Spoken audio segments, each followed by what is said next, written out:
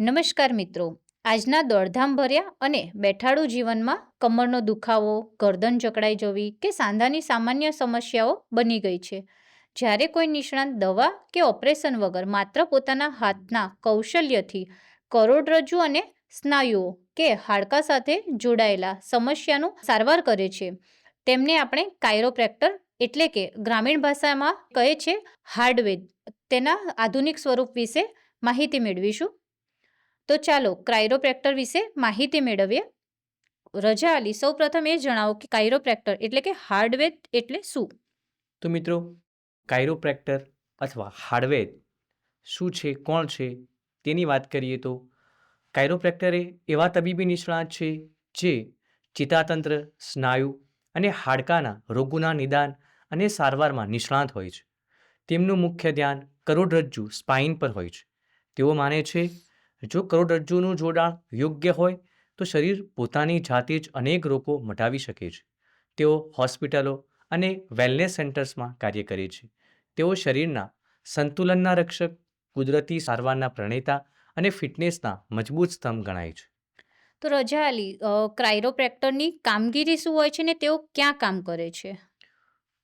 કાયરોપ્રેક્ટરની કામગીરી વિશે વાત કરું તો તેમની જવાબદારીમાં શામેલ છે કે દર્દીની કરોડરજ્જુની તપાસ કરીને સ્પાઇન મેનિપ્યુલેશન એટલે કે હાડકાને મચોડીને સેટ કરવું, લાંબા ગાળાના કમર, ગરદન અને ખભાના દુખાવામાં દવા વગર રાહત આપવી, સાંધાની ગતિશીલતા વધારવી અને જ્ઞાનતંતુઓના દબાણને દૂર કરવું, સ્પોર્ટ્સ પર્સનને ઈજામાંથી ઝડપી બહાર લાવવા માટે એડજસ્ટમેન્ટ થેરાપી આપવી, દર્દીઓને ઉઠવા બેસવાની સાચી રીત અને ખાસ કરીને કસરતો વિશે માર્ગદર્શન આપવું વગેરે જેવી બાબતો તેમની કામગીરીમાં સામેલ હોય છે.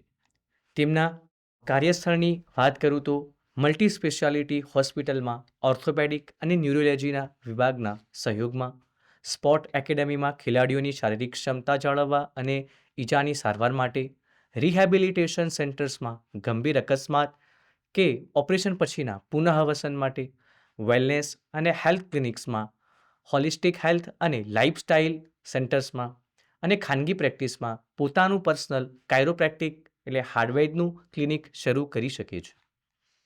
તો આ નિષ્ણાત બનવા માટે જરૂરી વ્યક્તિગત ગુણો કેવા હોવા જોઈએ? આ નિષ્ણાત બનવા માટે વ્યક્તિગત ગુણોની વાત કરીએ તો તેમની અંદર નૈતિકતા અને ઈમાનદારી હોવી જોઈએ. જેવી રીતે કે દર્દીની સ્થિતિ ગંભીર હોય ત્યારે તેને સાચી સલાહ અને ડૉક્ટર પાસે જવાની સૂચના આપવી. શારીરિક શક્તિ હોવી જરૂરી છે, કેમ કે હાડકાને સેટ કરવા માટે હાથના ચોક્કસ તાકાત અને પકડ હોવી જરૂરી છે. ચોકસાઈ, જેની જરૂરિયાત કરોડરજ્જુ અને અત્યંત નાજુક હોવાથી મેનિપ્યુલેશન વખતે ખૂબ જરૂર પડે છે. નિરીક્ષક શક્તિ હોવી અનિવાર્ય છે અને દર્દીને પ્રક્રિયા દરમિયાન શાંત રાખવાની અને વિશ્વાસ જીતવાની કળા એટલે આપણે સંચાર કુશળતા કહીએ છીએ તે હોવી અનિવાર્ય છે. ખૂબ સરસ. તો હાર્ડવેર બનવા માટે શૈક્ષણિક લાયકાત અને ભરતી પ્રક્રિયા શું હોય છે તેના વિશે જણાવશો? તો કાયરોપ્રેક્ટર અથવા હાર્ડવેરની આપણે વાત કરીએ તો એ તો એમની શૈક્ષણિક લાયકાતમાં ધોરણ 12 વિજ્ઞાન પ્રવાહ પાસ કરી પ્રવેશ મેળવી શકાય છે. મુખ્ય ડિગ્રીની વાત કરીએ તો ડૉક્ટર ઓફ કાયરોપેટ્રિક ડીસીનો અભ્યાસક્રમ આંતરરાષ્ટ્રીય સ્તરે 4 થી 6 વર્ષનો અથવા તો કાયરોપ્રેક્ટિક થેરાપી BCTમાં સ્નાતકની ડિગ્રી મેળવ્યો અથવા તો ડિપ્લોમા DCT પછી સ્નાતકની ડિગ્રી મેળવી શકાય છે. ભારતમાં ઘણા ફિઝિયોથેરાપિસ્ટ BPT પણ કાયરોપ્રેક્ટિસમાં વિશેષ ડિપ્લોમા કે સર્ટિફિકેટ કોર્સ કરીને આ પદ્ધતિ અપનાવે છે. આ માટે એનાટોમી, શરીર રચના, ફિઝિયોલોજી અને ન્યુરોલોજીનું ઊંડું જ્ઞાન હોવું અનિવાર્ય છે. પ્રેક્ટિસ શરૂ કરવા માટે સંબંધિત કાઉન્સેલિંગમાં નોંધણી કરાવવી જરૂરી છે. તો કાયરોપ્રેક્ટર જે હોય છે હાર્ડવેર, એમનું માસિક વેતન કેટલું હોય છે? કાયરોપ્રેક્ટરનું માસિક વેતનની વાત કરીએ તો સરકારી ક્ષેત્રમાં સરકારશ્રીના પગાર પંચ મુજબ અને ખાનગી ક્ષેત્રમાં તેમની પ્રતિષ્ઠા મુજબ અને અનુભવના આધારે હોય છે. આ એક અત્યંત પ્રીમિયમ અને આધુનિક ક્ષેત્ર હોવાથી કમાણીના અવસરો ખૂબ જ સારા છે.